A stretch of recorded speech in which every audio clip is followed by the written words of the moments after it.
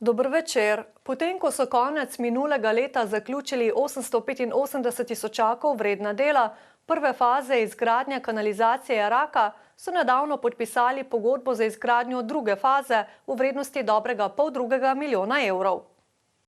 V prvi fazi so med drugim zgradili okoli 700 metrov meteornih in 550 metrov fekalnih kanalov ter rastlinsko čistilno napravo.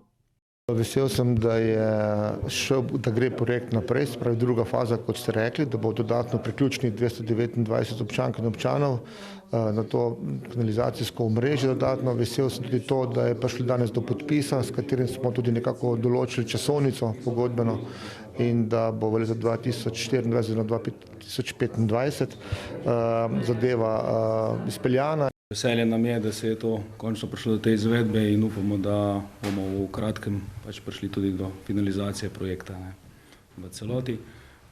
Vemo pa, da je na samem projektu odprtih še več točk, katere moramo tudi adresirati. Med drugim je tudi urejanje državne ceste, ki gre v sklopu tega zraven, tako da to je ena naših večjih naslednjih upanj. Gre za precej obsežen projekt.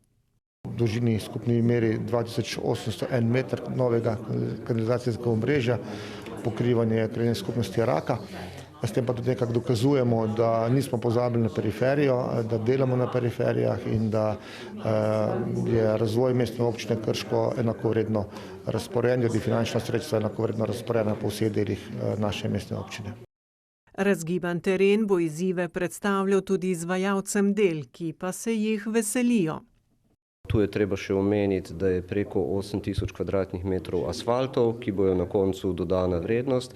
Gre pa za izgradnjo druge faze kanalizacijskega sistema in sicer ločenega, tako da bo ločen fekalni sistem odvajanja fekalnih voda in meteornih voda in v bistvu končni rezultat za uporabnike bo tudi višja raven kakovosti. Projekt naj bi zaključili do konca junija 2025.